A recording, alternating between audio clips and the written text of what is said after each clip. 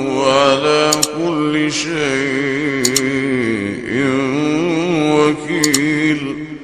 له مقاليد السماوات والأرض، والذين كفروا بآيات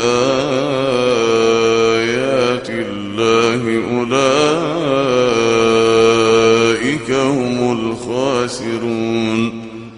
قل فغير الله تأمروني أعبد أيها الجاهلون؟ ولقد أوحي إليك وإلى الذين من قبلك لئن أشركت ليحبطن عملك ولتكونن من الخاسرين. بل الله فاعبد وكن من الشاكرين. وما قدروا الله حق قدره والأرض جميعا قبضته يوم القيامة والسماوات مطويات بيمينه سبحانه وتعالى عما يشركون.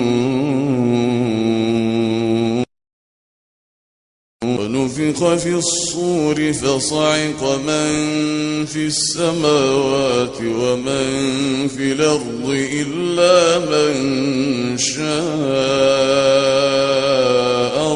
الله، ثم نفخ فيه أخرى فإذا هم قيام ينظرون. وأشرقت الأرض بنور ربها ووضع الكتاب وجيء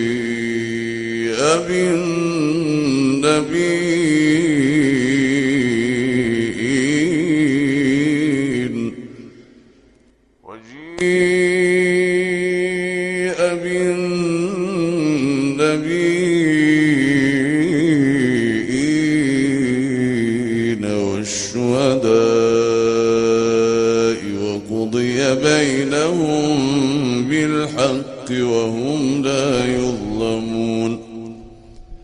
ووفيت كل نفس ما عملت وهو أعلم